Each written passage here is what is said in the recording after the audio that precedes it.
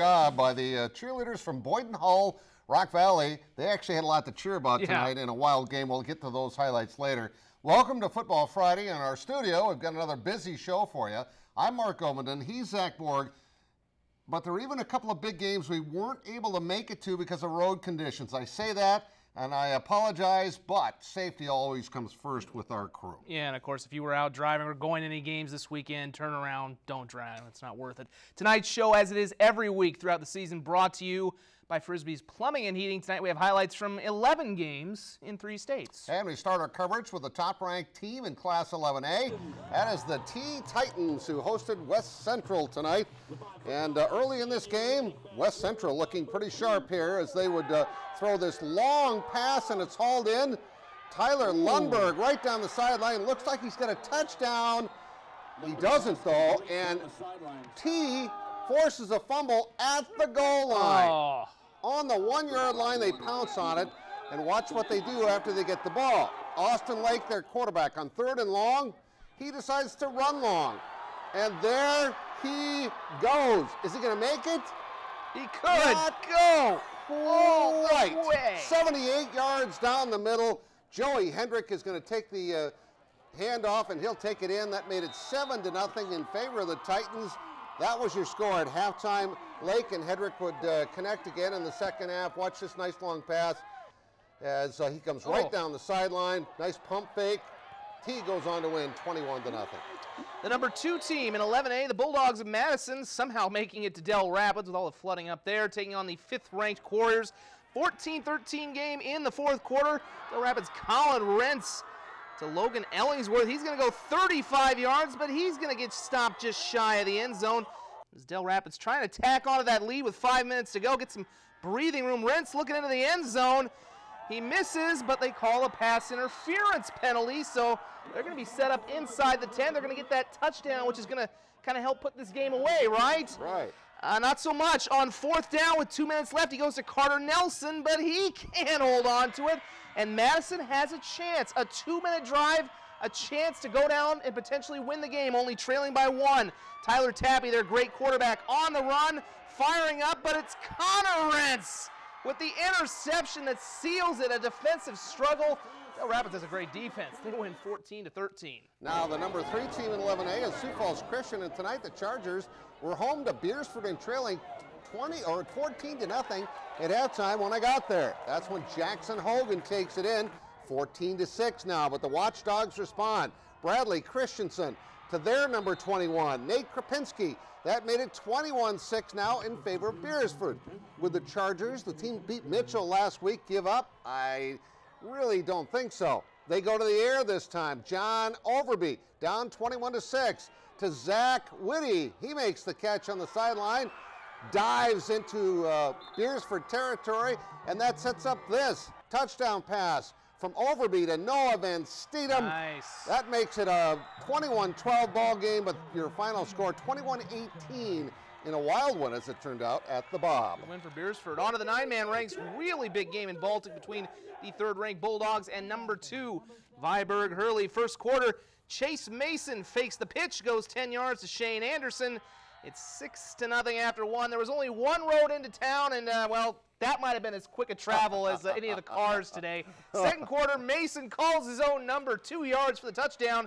Viborg-Hurley is up 12-0. Speaking of calling your own number, yeah, Baltic's got a quarterback who can run a little bit. Zach Polzine, he's like a bowling ball if you're trying to take him down, and he's going to rumble deep into Cougar territory down inside the 10-yard line. That'll set up a few moments later a touchdown sweep from Avery Nordby, and Baltic cuts the deficit in half. It's 12-6. Viborg-Hurley and Mason answer. It's a 7-yard touchdown run for a guy who might be one of the best quarterbacks in 9AA. That makes it 18-6. Now, final minute of the half, Baltic gets down to the 5-yard line, but they're faced with a 4th and goal.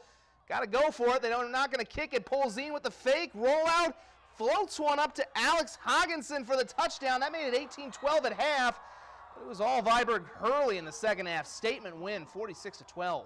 Now Coleman-Egan is ranked number 1 in Class 9B, and tonight the Hawks hosting DeSmet. And I shot DeSmet a couple of weeks ago when they played at Canastota Freeman. This was almost a replay. with the great start they get off to as Colt Wilkinson hitting Torrey Holland for the 29-yard touchdown, 6-0 Bulldogs. It's going to be 12-0 Bulldogs when Rhett Ostis scores. But back comes Colman-Egan. They got their attention, and the drive would be punctuated by Eli Bowen. He's going to punch it in. Hawks get on the board, and they trail 12-6. Later on, second quarter, Colman-Egan goes back to that same guy, and he's going to give him the same result as he's going to fall forward into the end zone. They'd lead 14-12 at halftime and go on to win 34-12 to stay undefeated. And we had another big game in Class 9B. Fourth-ranked Alcester-Hudson hosting high-powered Dell Rapids St. Mary. The Cards ranked second in this week's poll, and they're showing you why right away. Eli Longville scores from 15 yards out. However, it doesn't take the Cubs long to come back. Joby Christensen in for the score, and we're all tied up early, and from then on it was pretty much the Cardinals game as they were just dominating. Peyton Park breaking free on a 40-yard touchdown run. This gives them the lead at 14-6, and then a perfect throw coming up right here from Connor Libis right into your living room and into the hands of Longville once again. Nice that adds to their lead just before half, and then just before the break they would get a turnover here from Longville as he gets the interception. And how about this score? That's a statement going on the road, 66-22. Win. All right, Hills-Beaver Creek off to a great start, and tonight the Patriots hosting Edgerton-Ellsworth, and they were already quite a ways ahead when we got there. There's Liam Raymond. He is going to romp in for the touchdown, the sophomore, and watch him do it again. Raymond for the score. Hills-Beaver Creek 52-0 wins this game tonight. That's impressive, too. There's plenty at stake in Pipestone, where the Arrows hosted arch rival Laverne for the battle axe. In the first quarter, JT Tinklenberg fakes the handoff, goes around the end, and he's got nothing but green. Also wears some green on his uniform. 68 yards for the score, and it's 6-0 Pipestone, but they do not get the point after, and Laverne kind of takes advantage of that. Bailey Cowell drops back, and he sees he has plenty of room to run. Wow. He's going to go all the way for a 61-yard score, and Laverne leads it 7-6. Pipestone driving on their next possession. Jason Steenstra gets the handoff, fumbles. It's recovered by Zach Arendt. This will be a tight game the whole way, but in the end, it's Pipestone pulling out a one-point defensive struggle, 13-12. I believe that was the other way around. I think Laverne won that game. On to Iowa, and one of my favorite places to shoot a high school football game as the West Lyon Wildcats tried to stay perfect. Brandon Green was there. Yes, Mark, the Wildcats have looked great the first 2 weeks with back-to-back 35-0 shutouts, and tonight they hosted Boyden-Hull Rock Valley. And if you like offense, this was the game for you. First play from scrimmage, Wildcats Logan Meyer gets the pitch, and with one move, he's going to break it to the outside, and he is gone for the 70-yard touchdown, and that's how you like to start a game. I'd say it's one of the most perfect ways for you to start a game.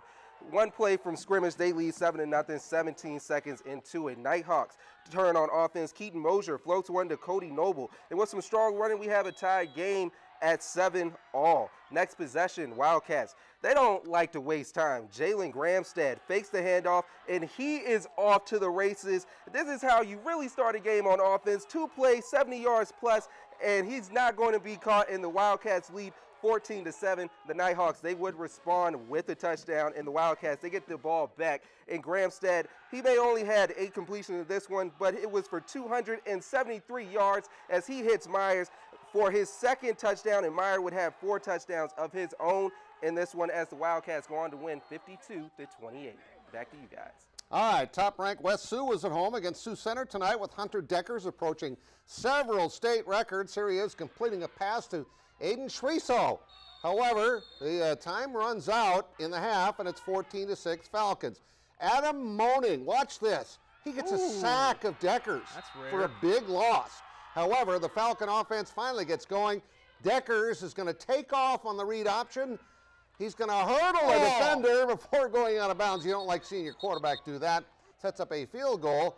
That makes it 17-6, and they win a low-scoring game for the Falcons, 24-6, your final. Yeah, the record book's going to have to wait for Hunter. And number 9, Western Christian starting the night with a perfect record as they host Sioux City Heelan. Western quarterback Tyson Bohr with a pass in the flats to Matt Otterloo. It's going to be a first down, although didn't lead to any points. We had a lot of defensive struggles across the region, and this was another one of them. At the end of the first quarter, we get a nice pass from Bohr to Jacob Verberg, who manages to take it down to the 20-yard line, but Guess what? They couldn't punch anything in either, and we are still scoreless after one. The Wolfpack get a second quarter field goal to go up 3-0, and Jared Sitzman will manage to get an interception right here for Heelan. And Western Christian goes on to get the victory by a final low scoring of 10-0. And there's your West Lyon score again. It was 28-28 at halftime. West Sioux 24-6, Hills-Beaver Creek 52-0. Laverne 13-12. As I said, that was Laverne won that game. Del Rapids St. Mary's tripling Alcester-Hudson. Colman-Egan, Canastota, Freeman both remain undefeated, along with Viborg-Hurley. Beresford with a surprise. Very impressive win at Sioux Falls Christian. They beat Mitchell last week. Del Rapids by a point. T-Area wins by 3 touchdowns. Pierre 63-0. That was at half, too. They were up that much at half. And that's your final. Mitchell 17-3. Brookings 28-14. Watertown beats Rapid City Central. That game in the third quarter at Joe Quintal Field in Mitchell. TDA ACDC won along with Winner. Britton Heckler, one of the games of the night, but it was a blowout. Sully Buttes and Tri-Valley both win, along with Lennox and Canton. Gregory beats Wolsey Washington in a great game. Hanson over Corsica Stickney in the first game in Mitchell. Lower Brule and Sioux Valley both win, along with Sisseton. Marshall 68-0. Tigers are good again this year. Adrian and Jackson County Central both win. Minneota 22-18. Surprised by that close score there. Tracy Milroy Ballatin wins. Centerville in a high-scoring game. Dakota Valley 27-14. Falkton and Harding County. The Ranchers are jolly tonight. A couple of overtime wins for Langford and Oldham, Ramona Rutland. Platte Geddes wins. Sully Buttes over Harriet Selby. Teospa and Warner both win. And I'm out of breath. We'll have more sports coming up after the break. That's it. We'll be right back.